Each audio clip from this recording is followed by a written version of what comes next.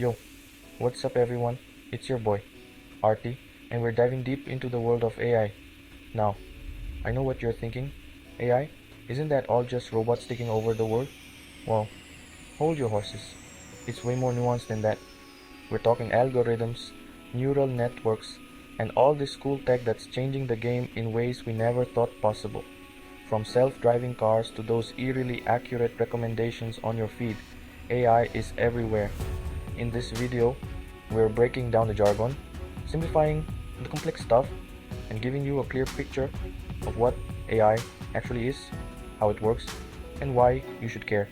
So, buckle up, hit the subscribe button, and let's unravel the mysteries of artificial intelligence together.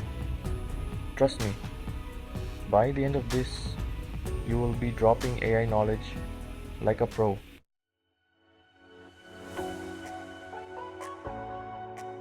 First up, we've got machine learning, or ML for short. Think of it like teaching a computer to learn from experience, just like you and me. Remember when you were a kid and you learned what a dog was by seeing enough pictures of them? That's kind of what we do with machines, but instead of fluffy ears and wagging tails, we feed them data, tons and tons of data. The machine chews on this data, finds patterns, and then uses those patterns to make predictions or decisions. Let's say you want to teach a computer to spot spam emails. You show it thousands of examples of both spam and legit emails, highlighting the differences. Over time, the machine learns what sets them apart. Maybe it's certain keywords, the sender's address, or even just the overall tone. The more data it crunches, the better it gets at flagging those pesky spam messages before they hit your inbox. It's like training your own digital bouncer, but way less intimidating.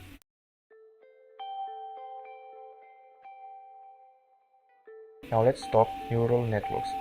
Imagine a simplified version of the human brain with interconnected nodes passing information back and forth. That's the basic idea here. These networks are structured in layers, and each layer processes information and passes it on to the next one. Think of it like a relay race where each runner or layer adds their piece of the puzzle until you get the final result. Let's say our neural network is learning to tell the difference between cats and dogs. And the first layer might look for basic features like edges, lines, and colors. And then the next layer might combine these features to recognize shapes like pointy ears or a curved tail. And finally, the last layer puts it all together and makes the call cat or dog. The more layers you have, the more complex the features the network can learn, and the more accurate it becomes.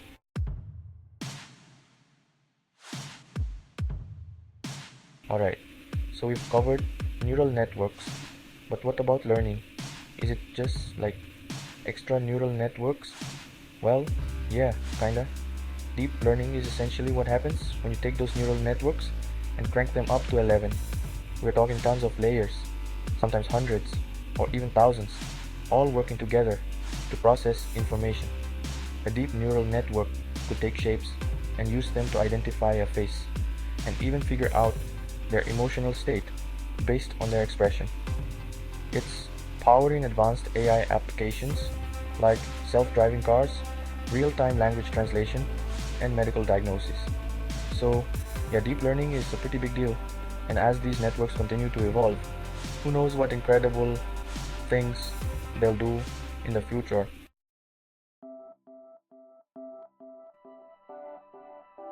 We interact with computers more and more using our voices, and that's where natural language processing, or NLP, comes in.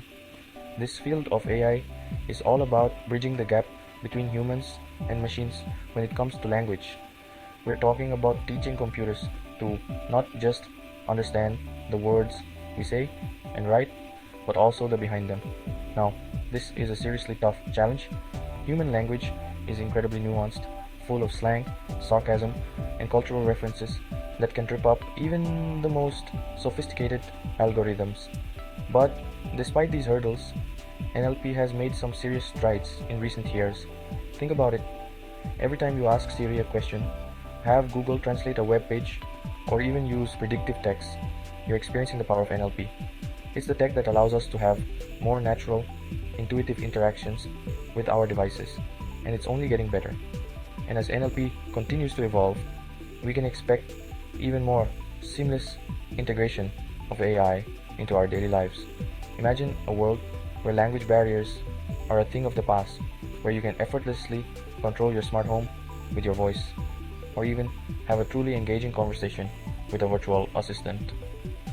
The possibilities are pretty much endless. So, we've talked about how AI learns, but did you know there are actually different ways to teach a machine? Two of the most common methods are supervised and unsupervised learning. Supervised learning is like having a teacher in school, while unsupervised learning is more like figuring things out on your own. In supervised learning, we feed the AI labeled data. Unsupervised learning, on the other hand, is like giving the AI a giant puzzle and no instructions. It's up to the AI to find patterns, relationships, and anomalies all on its own.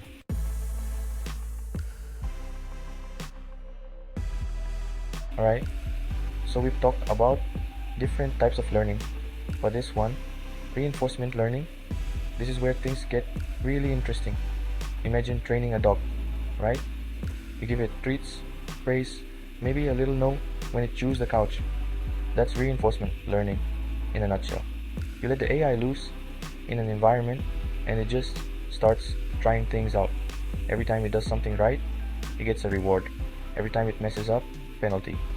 And over time, it starts figuring out, okay, if I do this, I get the good stuff.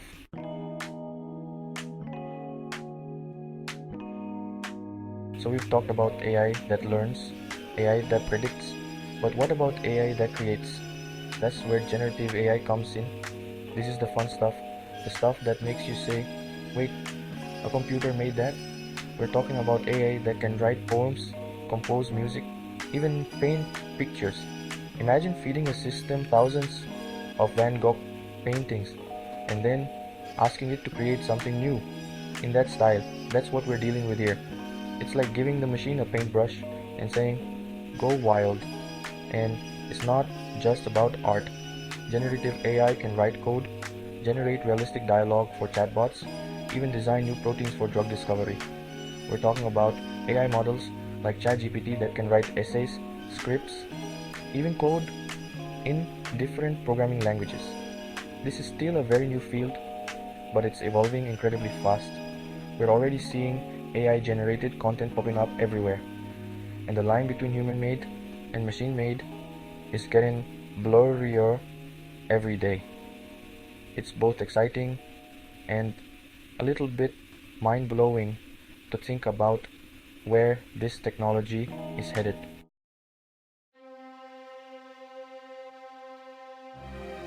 Now, before we get too carried away with all the amazing things AI can do, we need to talk about a serious issue: AI bias. See, AI is only as good as the data we train it on, and unfortunately, a lot of the data out there, it reflects our own human biases. Think about it. If you train a facial recognition system mostly on images of light-skinned faces, it might not be so great at recognizing darker skin tones. That's a problem, a big one. And it's not just limited to facial recognition. We've seen AI systems show bias in everything from loan applications to job recruitment. This bias can have real-world consequences, perpetuating existing inequalities and even leading to discrimination. It's like teaching a kid to ride a bike with a wobbly wheel. They might be able to ride, but it's not going to be pretty, and they might even crash. That's why it's crucial to be aware of these biases, to work on creating more diverse and representative data sets, and to build fairness and ethical considerations directly into our algorithms. We need to make sure that AI is a force for good, not just a reflection of our own shortcomings.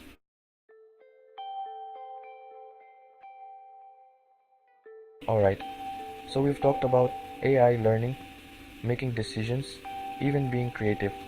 But how do we actually measure if an AI is truly intelligent? Enter the Turing Test. This concept, dreamed up by the brilliant Alan Turing, is all about communication and deception. Imagine you're having a text conversation. You don't know who's on the other end, a human or a machine. If the AI can hold a conversation so natural, so engaging, so human-like that you can't tell the difference, it passes the Turing test. Now, the Turing test has its critics.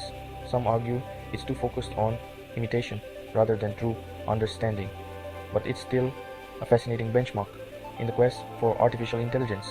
It makes you think, right? If a machine can convince us it's human, what does that say about its intelligence? And more importantly, what does that say about ours? Food for thought.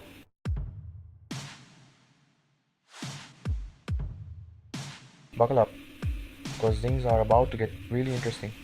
We're talking about the singularity, a hypothetical point in the future where AI surpasses human intelligence, potentially changing, well, everything. Think of it like this.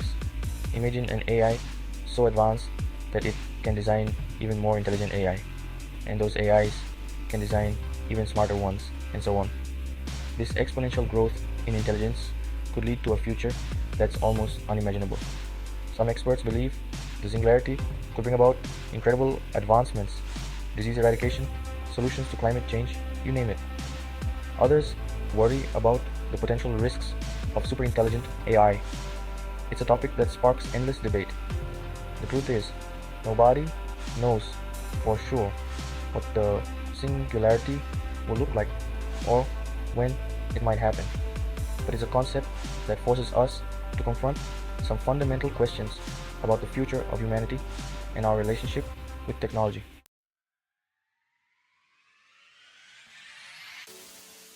So, there you have it, a crash course on some key AI concepts. From machine learning to the mind-bending possibilities of the singularity, we've covered a lot of ground. But this is really just the beginning. The world of AI is constantly evolving with new breakthroughs and challenges emerging all the time. If you enjoyed this deep dive, hit that like button and subscribe to stay updated on all things tech. And remember, the most important thing is to stay curious, keep learning, keep exploring, and who knows, maybe you'll be the one to shape the future of AI. Peace.